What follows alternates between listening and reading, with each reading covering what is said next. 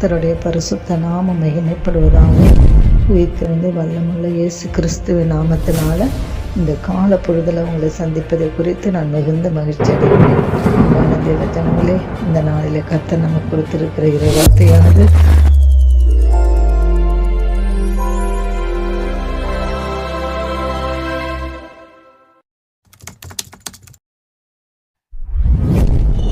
அவருக்கு நிறுவம் 6ஆம் அதிகாரம் 14வது வசனத்தை நம்ம வாசித்து தியானிக்கலாம்.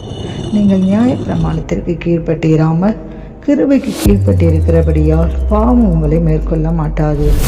ஆம் தேவ ஜனங்களே, கர்த்தர் வழுவாதபடி நம்மை காப்பதற்காக வாக்கு பண்ணியிருக்கிறார். அவருடைய பலத்த கரம் எத்தகைய பெரிய வீழ்ச்சியானாலும் சரிதான், அதிலிருந்து நம்மை காத்து நிலைநிறுத்த வல்லமுள்ளது என்பதை நாம் மறந்து போகக்கூடாது. நாம் வழுவாதபடி நிலைத்து நிற்க வேண்டுமென்றால் நம்முடைய கண்கள் கர்த்தரையே நோக்கி கொண்டு இருக்க வேண்டும் என்பதை நம்ம மறந்து போகக்கூடாது. ஜெபிக்கிற தேவனுடைய பிள்ளைகளுடைய ஐக்கியத்தை நம்ம ஒருபோதும் இழந்துடக்கூடாது.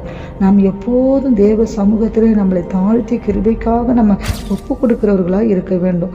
நாம் கிருபைக்கு கீழ்ப்பட்டு இருக்கிறபடினாலே பாவம் நம்மளை மேற்கொள்ள மாட்டாது என்று வேதம் நம்மளை தெளிவாக சொல்லுகிறது. நம்ம உளையான சேற்றிலிருந்து தூக்கி எடுத்த அந்த ஆண்டவர் நம்முடைய பாவங்களை கழுவின நம்முடைய இரட்சகர் நீதியின் வஸ்திரங்களை நமக்கு தரிப்பித்து நம்மளுடைய நீதிபரர் நம்மை அருமையாய் தமது கிருபையின் சேட்டைக்குள்ளே மறைத்து வைத்துக் கொள்ளுகிறார். அவருடைய கிருபைக்குள்ளே நாம் இருக்கிறதுனால பாவமோ சாபமோ எந்த ஒரு வியாதியோ எதுவுமே நம்மளை மேற்கொள்ள முடியாது. தேவ பிள்ளையே, நீ எந்த நிலைமையில நீ ஆவிக்குரிய பெருமைக்கு மாத்திரம் இடம் கொடுக்காமல் கிருபையிலே உங்களை காத்து கொள்ள வேண்டும். பெருமை உள்ளவர்களுக்கு கர்த்தர் எதிர்த்து நிற்கிறார், மேட்டிமை உள்ளவர்களுக்கோ கர்த்தர் அப்படியா எதிர்த்து நிற்கிறார் என்று நம்ம பார்க்கணும்.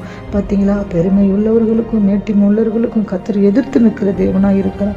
நீ பெருமை வராதபடி உங்களை காத்து கொள்வது மாத்திரமல்ல, மனத்தாழ்மையோடும் கூட தேவ சமூகத்தில் நடந்து கொள்ளுங்க.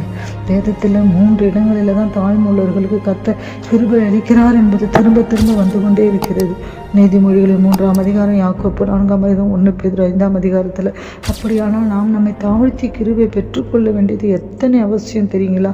புதிய ஏற்பாட்டில் உள்ள தேவனுடைய பிள்ளைகளாய் இருக்கிற நமக்கு கர்த்தர் விசேஷத்தை கிருபையை பாராட்டியும் இருக்கிறார். நிச்சயமாகவே நாம் பழைய ஏற்பாட்டில் உள்ள பக்தர்களைப் போல நியாய பிரமாணத்திற்கு கீழ்ப்பட்டிருக்கிறோம் இராமல் கிறிஸ்துவின் மேல் ஸ்தாபிக்கப்பட்ட கிருபைக்கு கீழ்ப்பட்டிருக்கிறோம். நிச்சயமாகவே தேவ பிள்ளையை அவருடைய பரிபூரணத்தினால் நம்ம எல்லாரும் கிருபையின் மேல் கிருபை பெற்றிருக்கிறோம். தேவ பிள்ளையை கிருபையில நிலைத்திருங்க. தாழ்மையாக இருக்கும்போது கிருபை பெருகும். அதிகால வேலை கர்த்தரை தேடும்போது கிருபை பெருகும். அநேகருடைய சூத்திரத்தினால கிருபை பெருகும். அந்த கிருபையை அவர் சகல ஞானத்தோடும் புத்தியோடும் இன்னும் உங்களுக்கு பெருக பண்ணுவாராக. நாம ஜெபிப்போமா? கர்த்தாவே, துதிக்கிறோமப்பா. இந்த கால பொழுதுல கூட இந்த வசனத்தின் நிமித்தமாக அந்த கேட்கிற ஒவ்வொரு பிள்ளைகளுடைய வாழ்க்கையை நீங்கள் ஆசீர்வதிங்கப்பா. ஆண்டவரே, நியாய பிரமாணத்திலே கீழ்ப்பட்டிராமல் அவர்கள் எல்லாரும் கிருபைக்கு கீழ்ப்பட்டு இருக்கிற பிள்ளைகளாய் நீங்கள் மாற்றுவீராக. ஆண்டவரே, உங்களுடைய ஆண்டவரை கருத்துக்களை அவர்களை தாழ்த்தி ஒப்பு கொடுக்கிறோம்.